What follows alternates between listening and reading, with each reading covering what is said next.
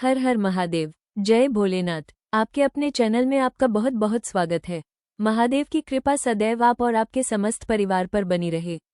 दोस्तों, आज की वीडियो में मैं आपसे बात करने वाली हूँ कि 16 सोमवार का व्रत कैसे किया जाता है, विधि क्या होती है और क्यों करना चाहिए।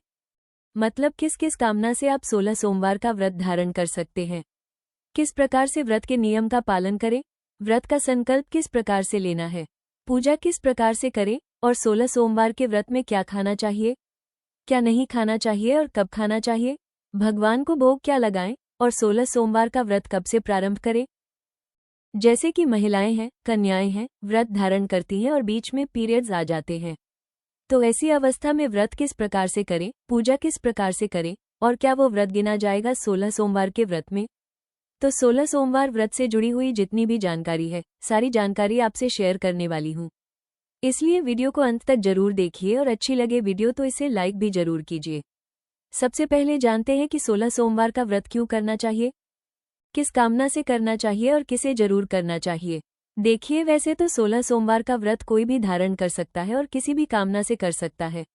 ज्यादातर महिलाएं इस व्रत को धारण करती हैं, कन्याएं इस व्रत को धारण करती हैं, अखंड सौभाग्य के लिए सुहागन महिलाएं धारण करती हैं और सुंदर सुयोग्य जीवन साथी की कामना से, अच्छे घरवर की कामना से कुंवारी कन्याएं इस व्रत को धारण करती हैं। लेकिन ऐसा बिल्कुल नहीं है कि यह व्रत सिर्फ महिलाएं ही धारण कर सकती हैं, पुरुष नहीं कर सकते हैं। बिल्कुल कर सकते हैं। अगर हम कथा पढ़ते हैं तो इस कथा में वर्णन आता है कि 16 सोमवार का व्रत माता पार्वती ने भगवान शिव जी को पुनः प्राप्त करने के लिए किया था। वहीं पुजारी ने अपने कोढ़ के रोग से मुक्ति के लिए किया और भगवान कार्तिकेय ने यह व्रत धारण किया था अपने मित्र से मिलन के लिए। ब्राह्मण ने भी यह व्रत धारण किया था अपने विवाह के लिए और राजकुमारी ने पुत्र की प्राप्ति के लिए यह व्रत किया था। तो इससे ये पता चलता है कि आप यह व्रत पुत्र की प्राप्ति के लिए भी धारण कर सकते हैं, रोगों से मुक्ति के लिए भी धारण कर सकते हैं, सुख समृद्धि के लिए कर सकते हैं, दाम्पत्य जीवन को सुखमय बनाने के लिए धारण कर सकते हैं। और अगर आप मानसिक रूप से बहुत परेशान रहते हैं, जन्म कुंडली में चंद्रमा बहुत अधिक खराब है, पीड़ित है, तो ऐसी अवस्था में मानसिक शांति के लिए आप यह व्रत धारण कर सकते हैं। और यह व्रत कोई भी कर सकता है, पुरुष भी कर सकते हैं। मतलब कोई भी महीना हो, आप शुक्ल पक्ष के सोमवार से शुरू कर सकते हैं। लेकिन अगर आप 16 सोमवार का व्रत सावन में प्रारंभ करते हैं तो फिर आप किसी भी सोमवार से कर सकते हैं। शुक्ल पक्ष हो या फिर कृष्ण पक्ष हो, सावन मास के सभी सोमवार अत्यंत श्रेष्ठ माने जाते हैं, इसलिए इसमें पक्ष का कोई भेद नहीं होता है। तो अगर आप सावन मास से प्रारंभ करते हैं तो आप किसी भी सोमवार से व्रत का प्रारंभ कर सकते हैं।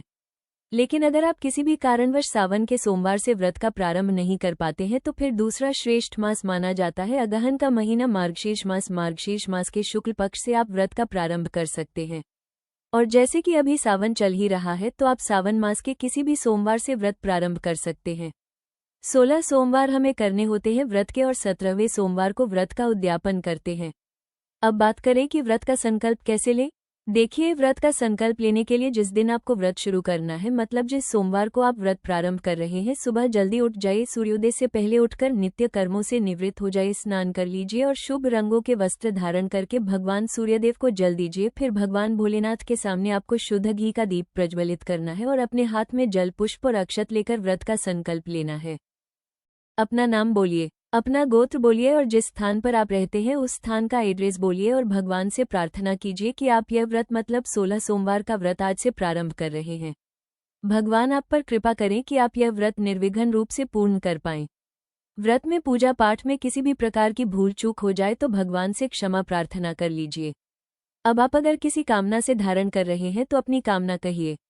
जिस भी कामना से आप व्रत धारण कर रहे हैं, जैसे कि संतान प्राप्ति की कामना हो, धन प्राप्ति की कामना हो, सौभाग्य की कामना हो या फिर मनचाहे सुयोग्य जीवन साथी की कामना हो, मतलब जिस भी कामना से आप व्रत धारण कर रहे हैं, भगवान भोलेनाथ से प्रार्थना कीजिए कि आप इस कामना से इस व्रत को 16 सोमवार के व्रत को धारण कर रहे हैं और भगवान शिव कृपा करें, आपका व्रत आपकी पूजा स्वीकार करें और आपकी कामना को पूर्ण करें। अगर आपकी कामना शुभ हो, आपके हित में हो, तो भगवान शिव उसे पूर्ण करें। इस प्रकार से प्रार्थना कीजिए। इसके बाद आपके हाथ में जो सामग्री है, अक्षत, जल और पुष्प, भगवान के चरणों में अर्पित कर दीजिए। अब विधि विधान से भगवान शिव की माता पार्वती की पूजा कीजिए। भगवान भोलेनाथ की पूजा की जाती है पूरे परिवार के साथ, मतलब पूरे शिव परिवार की पूजा एक साथ की जाती है। तो सबसे पहले भगवान गणपति की पूजा करते हैं, फिर माता गौरी की, फिर स्कंद भगवान की, नंदी देवता की, फिर नाग देवता की और उसके बाद पूजा करते हैं भगवान शिव की। तो जला अभिषेक का क्रम और पूजा का क्रम इसी प्रकार से होता है। आप विधि विधान से पूजा कर लीजिए। भांग, धतूरा, बेलपत्र, अक्षत, पुष्प इत्यादि यह सभी चीजें भगवान शिव को अर्पित कीजिए। माता पार्वती को लाल पुष्प अर्पित कीजिए। अगर आप सुहागन महिला हैं तो माता पार्वती को सिंदूर लगाइए और गठबंधन जरूर कीजिए। प्रत्येक सोमवार को आप अपने अखंड सौभाग्य के लिए और अपने सुखद दाम्पत्य के लिए विधि विधान से माता पार्वती की पूजा करने के बाद उनका गठबंधन कीजिए और प्रत्येक सोमवार को लाल पुष्प अर्पित कीजिए। ठीक है, लेकिन अगर आप पुरुष हैं तो माता पार्वती को सिंदूर नहीं लगा सकते हैं। आप उनको ऐसे ही प्रणाम कर सकते हैं, धूप, दीप, पुष्प इत्यादि अर्पित करके।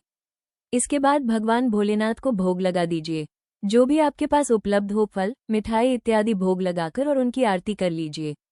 यथासंभव यथाशक्ति मंत्र जपने का प्रयास कीजिए।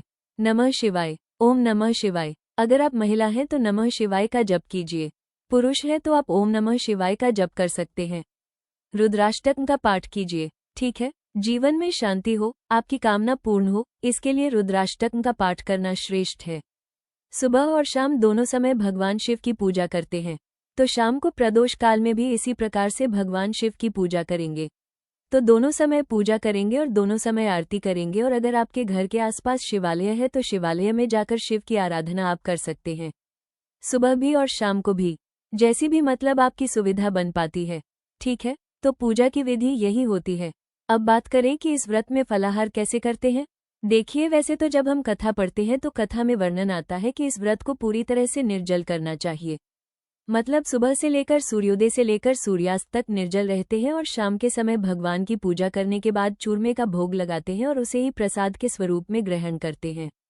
ठीक है, मतलब नियम यही है, लेकिन यह अब सबके लिए संभव नहीं है। तो ऐसे में क्या करें। सुबह की पूजा करने के बाद आप फलाहार कर सकते हैं। दिन में आप फलाहार कर सकते हैं। 1 या 2 बार कोई सा भी फल इत्यादि आप ले सकते हैं। चाय पी सकते हैं, जूस पी सकते हैं, दूध पी सकते हैं। मतलब जलाहार और फलाहार के द्वारा आप व्रत कर सकते हैं और शाम के समय भगवान की पूजा करने के बाद भगवान को भोग लगाते हैं।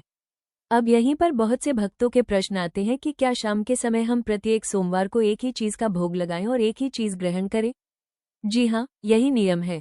मतलब 16 सोमवार का व्रत कठिन व्रतों में से एक व्रत होता है, तो इसमें जो फलाहार का नियम है वो तो आपने चलो बदल दिया, लेकिन शाम के समय जो भगवान को भोग लगाते हैं वो आप वैसे ही रखिए।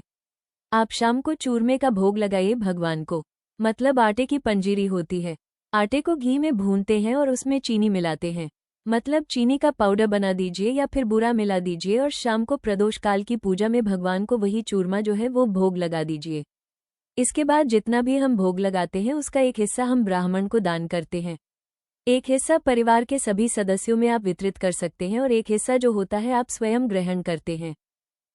तो जैसे कि कहा जाता है कि सवाया अर्थात 1.25 किलो 1.25 पाव, इस प्रकार से सवाया का चूरमा बनता है। मतलब सवा का ध्यान रखा जाता है। तो चूरमा बनाकर आप 3 जगह कर दीजिए, 3 हिस्से कर दीजिए, भगवान को भोग लगा दीजिए। और जैसे कि एक हिस्सा किसी ब्राह्मण को देना है, अगर ब्राह्मण ना मिले तो क्या करे, तो आसपास कोई गाय मिले तो गाय को खिला सकते हैं। ठीक है, और एक हिस्सा अपने परिवार में बांट दीजिए, वितरित कर दीजिए। बचा एक हिस्सा आपको स्वयं ग्रहण करना। अब बात करें कि अगर हम चूरमा नहीं खा पाते हैं, क्या हम हलवा बना सकते हैं या फिर हम लड्डू बना सकते हैं। हाँ जी, बिल्कुल बना सकते हैं।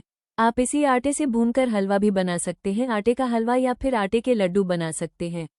बस इतना ध्यान रखिए, जो भी आप बनाते हैं उसके 3 हिस्से करने हैं बराबर बराबर, और उसमें से एक हिस्सा आपको स्वयं ग्रहण करना है। ठीक है। अच्छा, अब जैसे बहुत से भक्तों के प्रश्न आएंगे कि क्या हम इसके अलावा, जैसे चूरमे का भोग हम लगा रहे हैं, लेकिन क्या इसके अलावा हम खीर का या फिर मिठाई का, फल का भोग भी लगा सकते हैं। जी हाँ, बिल्कुल लगा सकते हैं। सुबह का भोग तो आप अलग लगाएंगे ही, जैसे कि जो आप सुबह पूजा करेंगे तो सुबह की पूजा में भी भोग तो लगेगा। आप फल का भोग लगा सकते हैं, मिठाई का भोग लगा सकते हैं। शाम के भोग में आप चूरमा रखिए, इसके साथ आप चाहे तो फल या फिर मिठाई इत्यादि भी भोग में लगा सकते हैं।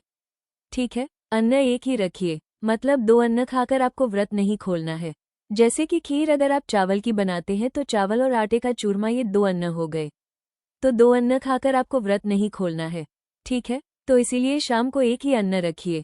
शाम के भोग में आप चूरमे का भोग लगाइए, साथ में फल मिठाई का भोग लगा दीजिए, कोई दिक्कत नहीं है। लेकिन बस इतना ध्यान रखिए, जो भी फल या फिर मिठाई आप भोग लगाते हैं उसके भी आपको 3 हिस्से करने हैं। मान लीजिए आपने 3 केले का भोग लगाया तो 1 केला आपको स्वयं खाना है, 1 ब्राह्मण को देना है या फिर गाय को खिलाना है और 1 केले में से परिवार के सभी सदस्यों को वितरित कर सकते हैं।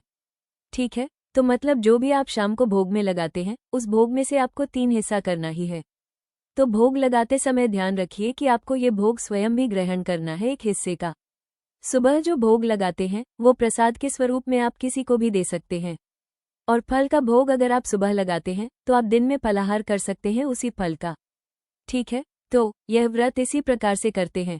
16 सोमवार तक आपको इसी प्रकार से नियम पालन करके व्रत धारण करना है और 17वें सोमवार को व्रत का उद्यापन करना है। अब बात करें कि अगर बीच में पीरियड्स आ जाते हैं, सूतक पातक लग जाता है, तब क्या करें? देखिए, अगर आपके पीरियड्स बीच में आते हैं तब तो कोई दिक्कत नहीं है, व्रत आप धारण कीजिए, नियम उसी प्रकार से पालन करेंगे।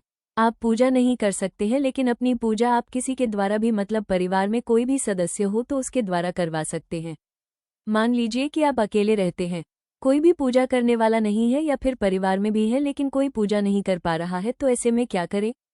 तो ऐसे में भी आप व्रत धारण करेंगे, बस पूजा नहीं करेंगे। मानसिक रूप से आप मंत्र जप कर सकते हैं, आप स्तोत्र पाठ मोबाइल पर सुन सकते हैं, कथा सुन सकते हैं, लेकिन आप स्वयं से पूजा नहीं करते हैं।